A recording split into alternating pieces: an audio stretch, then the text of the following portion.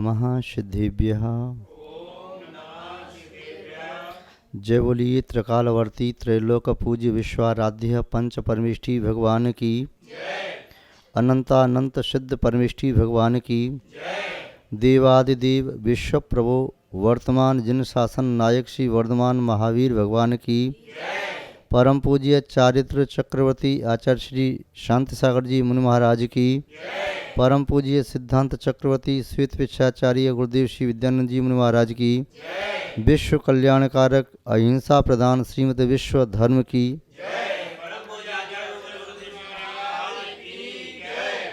धर्म स्नेही सत श्रद्धालु यहाँ पर उपस्थित आप सभी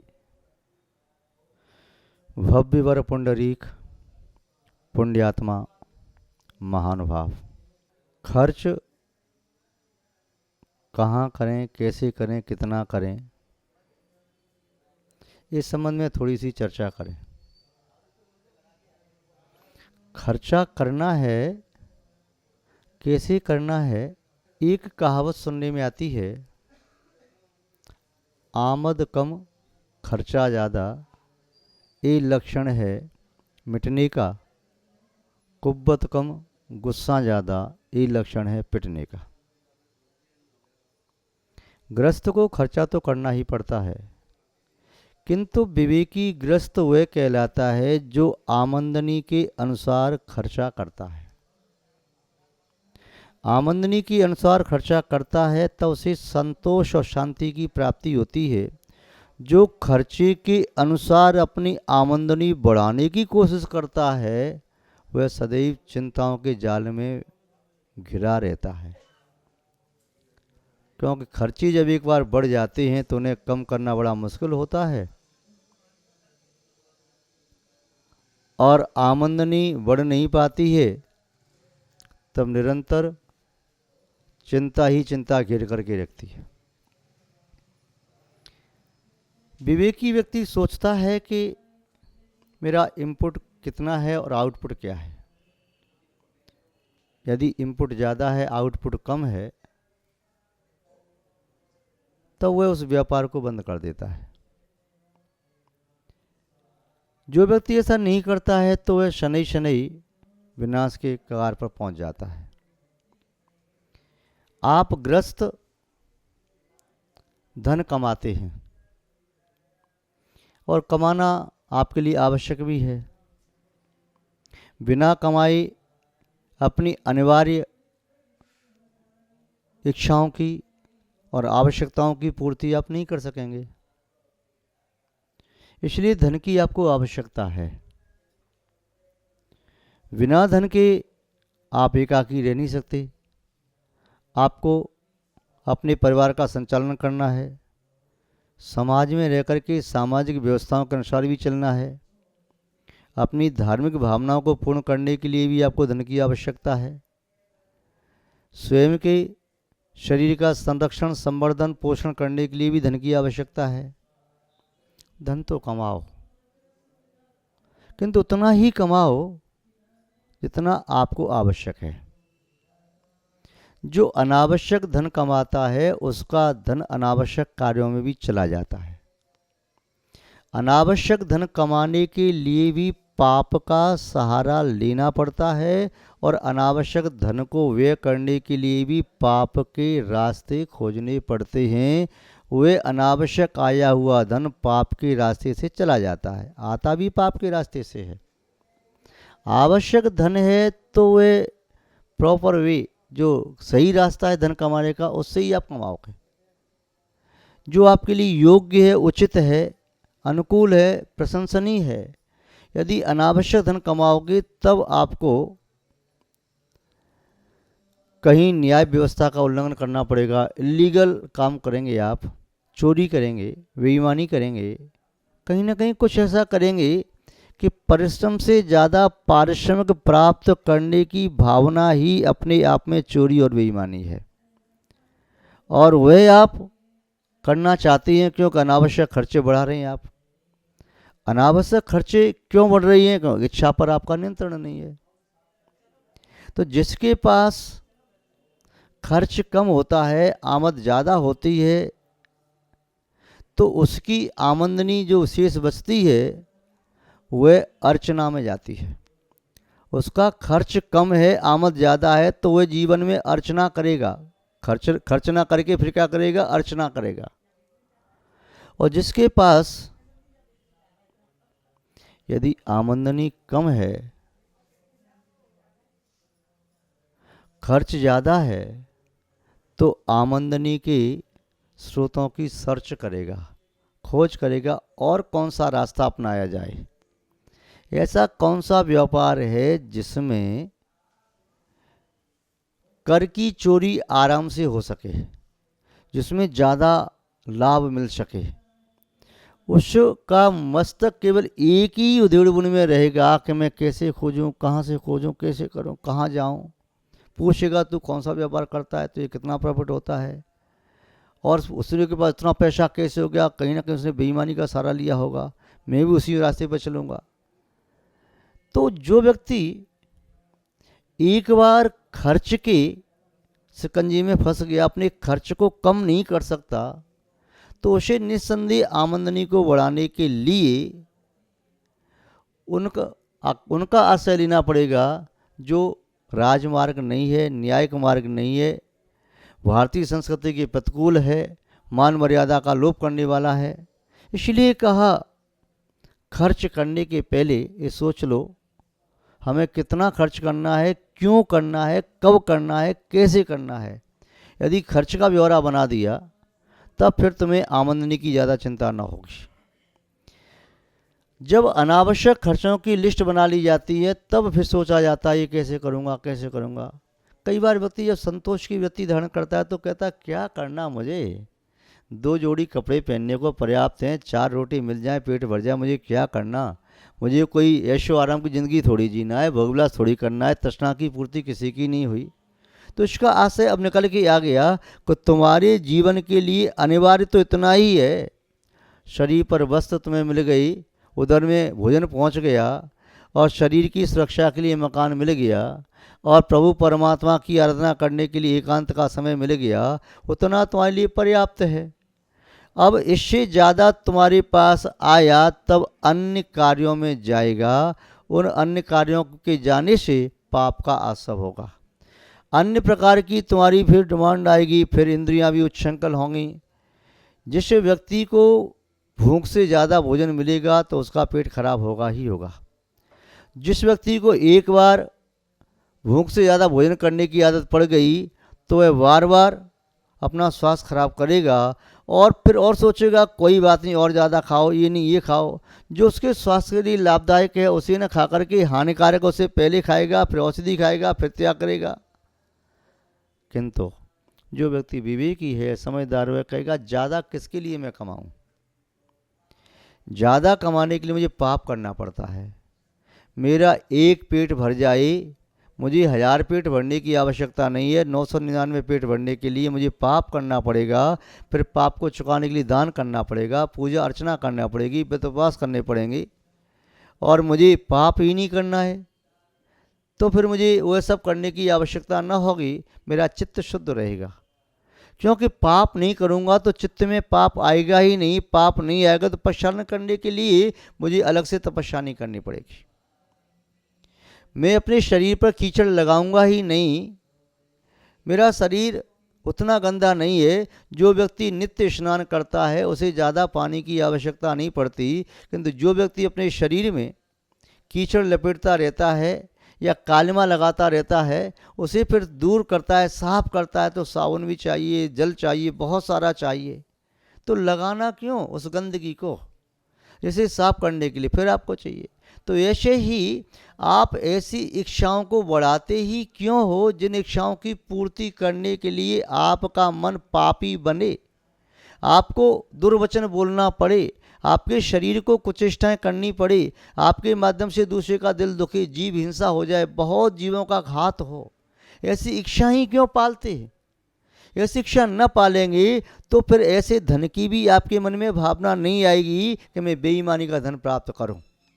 जब आपका चित्त अंतःकरण शुद्ध होगा तब आपका मन कहेगा मुझे ज़्यादा धन न चाहिए, एक परिग्रह का प्रमाण कर लिया, फिर कोई आप आकर के आपको बहुत सारा धन भी देगा, तब भी आप हाथ जोड़ लेंगे, भैया क्षमा करो, हमें इस धन की आवश्यकता नहीं है। मैं तो अपने स्वयं के श्रम से अर्जित न्यायोपार्जित धन का ही उपयोग करता हूँ, उसी का उपयोग करना चाहता हूँ। जिस समय मेरे भाग्य में रोटी नहीं होगी उसमें मैं उपवास कर लूँगा, जब मेरा भाग्य मुझे भोजन देगा तो मैं ग्रहण कर लूँगा। अपने भाग्य से ज़्यादा मैं प्राप्त नहीं कर सकता, अपने कर्तव्य का पालन करूँगा और कर्तव्य का फल मुझे नियम से मिलेगा। किंतु मैं उतना ही फल प्राप्त करना चाहता हूँ जितना परिश्रम करना चाहता हूँ। जो व्यक्ति परिश्रम से ज़्यादा पारिश्रमिक लेना चाहते हैं, उन्हें कभी आगे चल के पारिश्रमिक से ज़्यादा परिश्रम करना पड़ता है। आज तुम परिश्रम कम करके ज़्यादा पारिश्रम ले सकते हो, दूसरे की आंख में धूल झोंक सकते हो, किंतु जिस समय तुम्हारा शरीर परिश्रम ज़्यादा न कर पाएगा और पारिश्रमिक तुम्हें कम मिलेगा, तब तुम्हें लगेगा कि वास्तव में मैंने उस समय धोखा दिया था, अपने आप को छला था।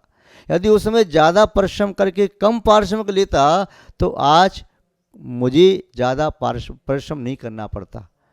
किंतु जो व्यक्ति ईमानदार होता है वह कहता है जितना मुझे पारिश्रमिक चाहिए उतना परिश्रम कर लेता हूँ, ज़्यादा हो भी गया और मुझे पारिश्रमिक नहीं मिला तो समझो उसका फल मेरा परमात्मा के पास जमा है, बाद में मिल जाएगा। जैसे सरकारी कर्मचारी वह अपनी सेवा देते हुए उनकी जो तनख्वाह होती है, उनका वेतन होता है, उसमें से एक राशि जमा कर दी जाती है जिसे वृद्ध अवस्था में उसे प्राप्त हो जाए। वह ऐतराज भी नहीं करता, ठीक है अभी मैं समर्थ हूँ कार्य करने में, वृद्ध अवस्था में शरीर थक जाएगा तो मेरा वह फंड बन जाएगा और मुझे पेंशन के रूप में राशि मिलती रहेगी। यदि वह कहे कि नहीं इस समय तो मुझे ज़्यादा चाहिए, जितना परिश्रम कर रहा है वह भी पूरा चाहिए, इसके साथ साथ उसने कंपनी में जॉब करते हुए लोन भी ले लिया। आज लोन की आवश्यकता नहीं थी, किंतु विलासी जीवन जीने के लिए, ऐशो आराम के लिए लोन भी ले लिया है, जितनी तनख्वाह थी वो सब खर्च भी कर दी और श्रम भी ज़्यादा नहीं कर रहा है, शरीर को भी आलसी निठल्ला बना लिया। अब वह स्वयं बैठ कर के कभी सोचे एकांत में बैठ कर के कि आगे चल कर के करेगा क्या, क्योंकि यह कर्म सिद्धांत शाश्वत है। तुम्हें तुम्हारे ही भाग्य का मिलेगा, दूसरे के भाग्य का नहीं मिलेगा। दूसरे के भाग्य तुम ले भी नहीं सकते हो और दूसरा तुम्हारे भाग्य का नहीं ले सकता। तुमने जो लोन लिया है तुम्हें चुकाना पड़ेगा, तुमने जो जमा किया है तुम्हें ही प्राप्त होगा। ये एक शाश्वत सिद्धांत है। एक परमाणु मात्र भी किसी का हम ले नहीं सकते और एक परमाणु मात्र भी कोई हमारा छीन नहीं सकता। अपने भाग्य पर विश्वास करो, भरोसा करो। और बेईमानी करने के लिए, अतिरिक्त धन कमाने के लिए मन को खराब करना पड़ता है, समय खराब होता है। मन जब खराब होता है फिर आपका मन धर्म ध्यान में नहीं लगता। ईमानदारी की वृत्ति करने पर, न्यायपूर्वक वृत्ति करने पर तुम्हारा धर्म ध्यान अच्छा हो जाएगा। बेईमानी से वृत्ति करने पर तुम्हारा मन धर्म ध्यान में नहीं लगेगा, तुम्हारे तन से धर्म की क्रिया न हो सकेगी, तुम्हारा धन व धर्म में न जा सकेगा।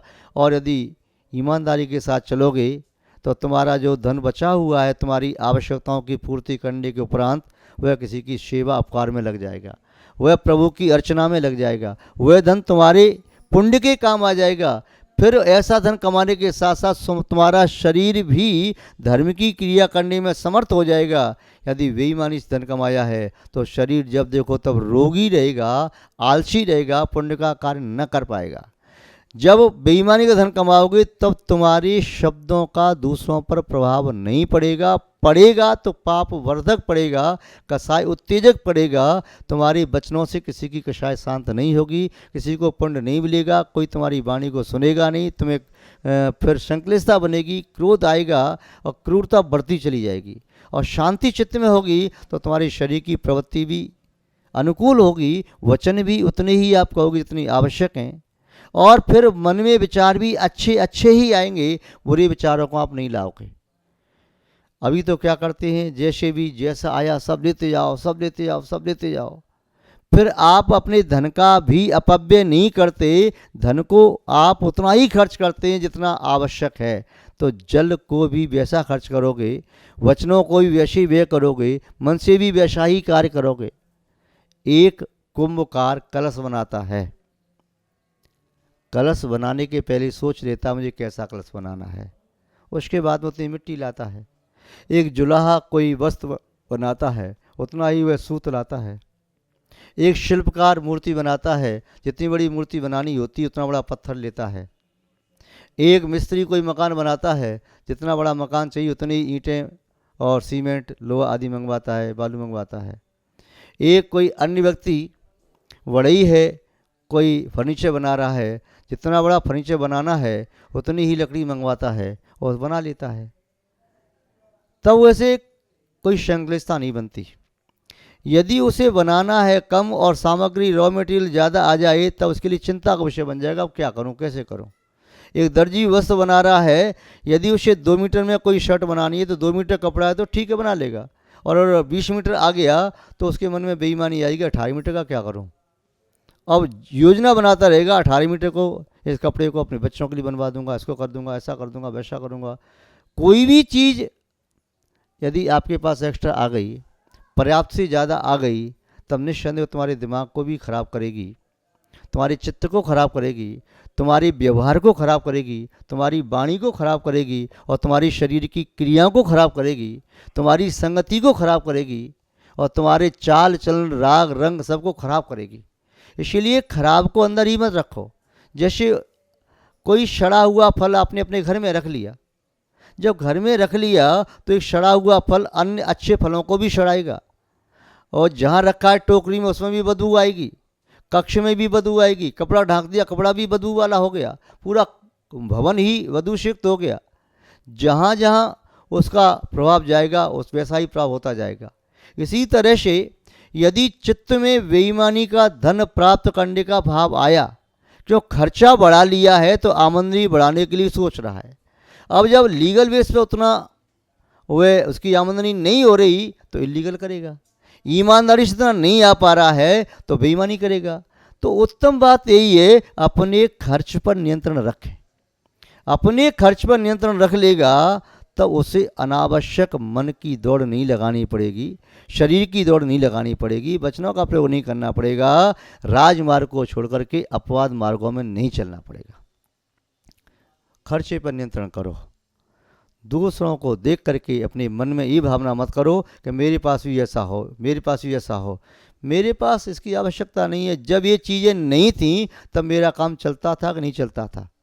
एक व्यक्ति कहता है मुझे तो मोबाइल भी चाहिए, मुझे तो गाड़ी भी चाहिए, मुझे तो लैपटॉप भी चाहिए, मुझे तो पैसा भी चाहिए, मुझे नौकर चाकर भी चाहिए, मुझे सब कुछ चाहिए। जिसके पास ये नहीं है क्या उसका काम नहीं चल रहा? और सत्यता ये है कि हो सकता है जिसके पास जितना ज़्यादा ये सामग्री है, साधन है, भोगोपभोग की सामग्री है, विलासी जीवन की सामग्री है, वह ज़्यादा दुखी है, और जिसके पास जितना अल्प है उतना ज़्यादा सुखी है। ज़्यादा परिग्रह ज़्यादा दुख, और अल्प परिग्रह अल्प दुख।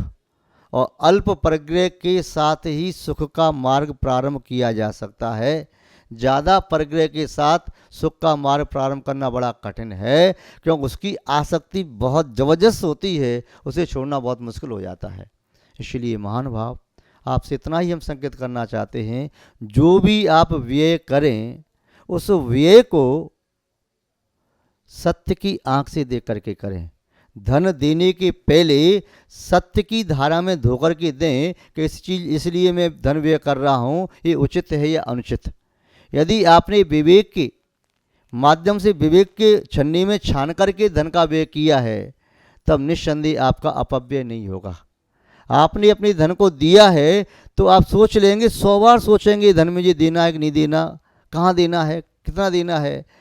और यदि आप ऐसे देंगे तो आपको ज़्यादा कमाने के लिए आपको पापों का सहारा न लेना पड़ेगा। संक्षेप में इतना ही माने कि खर्च नियंत्रित हो, फिर आमदनी की चिंता आपकी अपने आप मिट जाएगी। खर्च पर अंकुश न लगाओगे तो चाहे कितना भी कमाते जाओ, कितना भी कमाते जाओ, कितना भी कमाते जाओ, कभी पूर्ति न कर पाओगे। यदि कोई देव आके तुम्हें वरदान भी दे दे कि जो तुम छुओ सोना हो जाए, तुम्हें बहुत सारा धन मिल जाए, तभी तुम्हारी पूर्ति वह कर नहीं पाएगा। इसलिए खर्चे पर नियंत्रण जरूरी है। खर्चा कब करें, कहाँ करें, कैसे करें, कितना करें, क्यों करें, इन प्रश्नों को अपने अंदर से इनके उत्तर खोजो, प्रश्न अंदर से पैदा करो। इनके उत्तर तुम्हारे अंदर से ज्यों ज्यों आते जाएंगे त्यों त्यों आपका जीवन शांत में, संतोष में, सुख में बनता चला जाएगा। हम आपके मंगल भविष्य की कामना करते हैं और इसी भावना के साथ ये अपनी शब्द श्रृंखला को विराम देते हैं। जय बोलिए श्री शांतनाथ भगवान की।